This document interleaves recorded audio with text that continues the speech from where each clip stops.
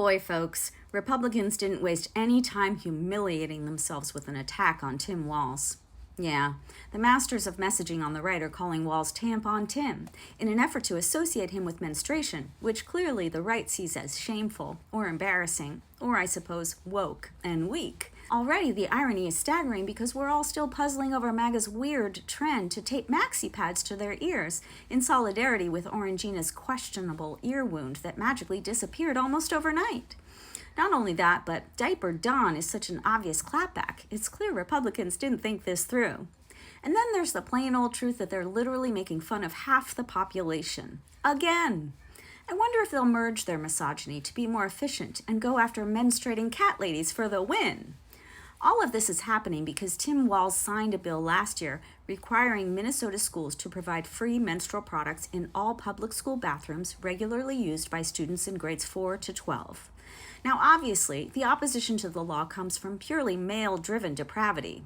The rest of the population has at least one humiliating story of bleeding through their clothes in public and not having a tampon or a pad or even a shirt to tie around their waist.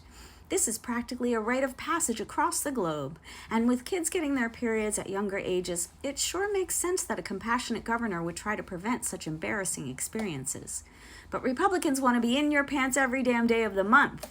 They want their followers to have explicit images in their minds of what happens in or around the genitalia of everyone they want to control. This is so freaking stupid. We're a hop, skip, and a jump away from fart jokes, which obviously would blow up in Republicans' faces once we remind them of Orangina's widely reported flatulence when he was falling asleep in court. Let's not forget, almost a decade ago, the Orange Savior got mad at Megyn Kelly and said she had blood coming out of her wherever. You know, because that's a totally normal response for a grown man who doesn't get enough of a softball treatment from a reporter. It takes a certain type of a dinkus to try to take down a woman for the bodily functions that come with her fertility when they're simultaneously trying to reduce her value to nothing more than her fertility. The funny thing is, Republicans need tampons too. Once again, the right is sacrificing their own to make men feel more powerful. And let me just address Republican women for a second. Really, ladies? This is the company you keep? I mean, if you're still voting Republican, we have to assume you've got a fetish for masochism. I think the wider issue here is that Republicans are not only hostile and infantile, they're also just plain mean. Who makes fun of an initiative to help 4th through 12th graders avoid embarrassment? Are we going to start teasing boys for ejaculating? Maybe get a good hard laugh at how they defecate? We are dealing with weird morons, folks. Simple as that. They're creepy and pervy and revolting. So here's what I think.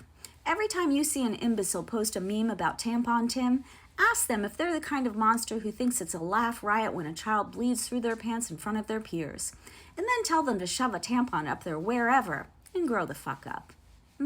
Yeah.